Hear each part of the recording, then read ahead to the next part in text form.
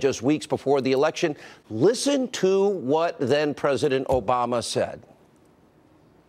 I have never seen in my lifetime or in modern political history any presidential candidate trying to discredit the elections and the election process before votes have even taken place.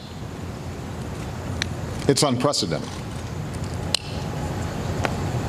It happens to be based on no facts. There is no serious person out there who would suggest somehow that you could even rig America's elections. There's no evidence that that has happened in the past, or that there are instances in which that will happen this time. And so I'd advise Mr. Trump to stop whining and go try to make his case to get votes.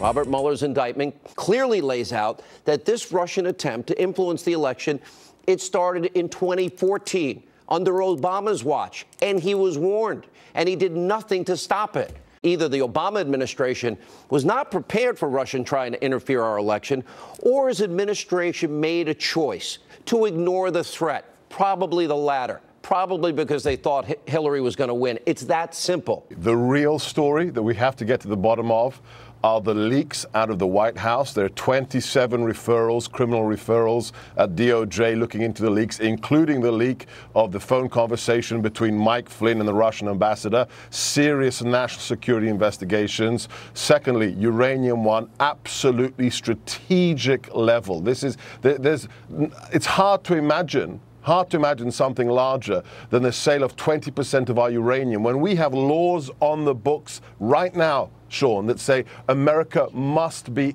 self-reliant on uranium. We actually had an FBI informant. We now know his name, Douglas Campbell. And we've been telling you about this guy. This guy now has testified before 3 congressional committees, and literally he was uncovering at the time in 2009 and 10 that Putin and his operatives were involved in bribery and kickbacks and money laundering and racketeering and extortion, all while corrupt Uranium One deal, that was all being approved 18 months later. He couldn't understand why they didn't take his intelligence. And that gave Russia, a hostile foreign actor, control of 20% of America's uranium? Who would be this stupid to do this? Well, apparently Obama and Hillary Clinton and Eric Holder, and then at the time, the FBI Director Robert Mueller. And by the way, Mueller, when are you going to answer questions about this? Have we ever tried to meddle in other countries' elections? Oh, probably, but it was for the good of the system in order to avoid the communists from taking over. For example, in Europe, in 47, 48, 49, the Greeks and the Italians, we don't do that now, though. We don't mess around in other people's elections, Jim. Now, the main goal of Russia was to sow widespread political discord. And after the election, these Russian cyber trolls, what did they do? They were trying to undermine the president-elect, Donald Trump. They were organizing dueling Trump rallies in New York City and an anti-Trump rally in Charlotte, North Carolina. Instead of focusing what is actually in this Mueller indictment, what Rod Rosenstein said, that corrupt media of yours, they're trying to use it to further their fake news Russia conspiracy narrative. Take a look. We have the proof.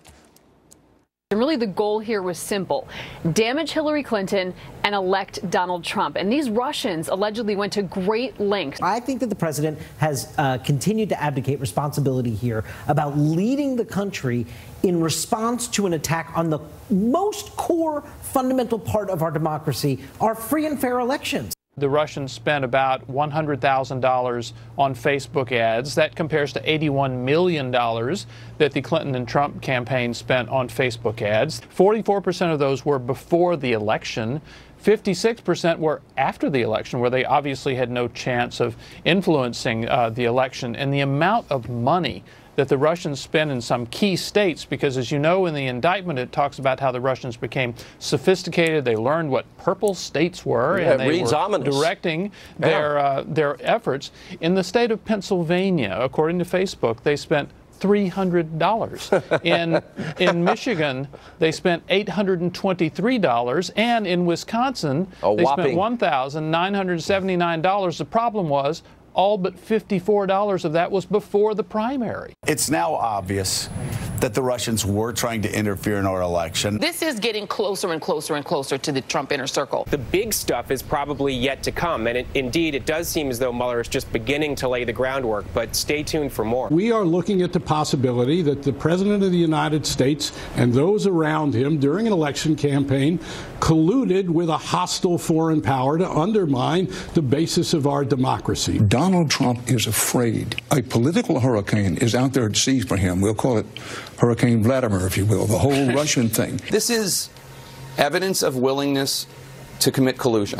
There's outright treason. I mean, there is no question that what he is doing is giving aid and comfort to the enemy. What's going on here is establishing an underlying crime, and then anything henceforth is going to be conspiracy to obstruct or to collude. He's found this incredible network of meddling, and now he has kind of a stronger basis on which to go and look at collusion, the emails. This didn't deal with the hacking of the emails, and the issue of obstruction of justice. How far beyond the mandate have we gone here? I think we've gone extremely far beyond the mandate. And remember, Ken Starr also argued that he was told by Janet Reno to go after those perjury charges against then President Clinton. So his mandate was expanded, he said, by the Attorney General at that time. And I think that's important to note. So what we have to ask ourselves here is there's one specific question, and I just want to go back to Chairman Nunes's letter that says, what has the DOJ and the FBI done to bring these people, to investigate them or to bring charges against them? We want to know what's going on here. And then if you go to the special counsel and you see the expansive nature of this special counsel, and you now hear Adam Schiff is saying himself that, you know, basically he's saying there's no real evidence of collusion. It's all out there. It's speculative. I mean, we may never know. It's out there. What is out there? Nobody can answer. Where is the collusion? There has been no collusion between the Trump campaign and Russians, or Trump and Russians. No collusion. Now, the only concrete evidence of collusion with Russia that we have is Hillary Clinton and her bought and paid for dossier that's filled with Russian lies, Russian government lies, and propaganda and salacious details that were never verified. She used that, bought that to influence an election. The opposition research file that Hillary and the DNC paid more than $12 million for, one file, was used to illegally obtain a surveillance warrant against an American national during a presidential campaign. James Comey, Andrew McCabe, Rod Rosenstein, and Sally Yates, they signed off on the documents, verifying their truth and authenticity. It appears that that was all a lie, and that's 6 different felonies: perjury, fraud, conspiracy to commit fraud, abuse of power. You go on and on. In a counterintelligence probe, they have to submit evidence for a surveillance warrant that is corroborated and verified. Again, it's in the dialogue. Don't we know it was never verified? That's right. The theme that emerged on the dossier is, how high did knowledge of the dossier go in the Obama administration? When we first heard about it, it was a couple of people in the FBI knew about it. And then we found out that more people in the FBI knew about it. And then we found out that people in the Justice Department, the larger Justice Department, knew about it, going up pretty high.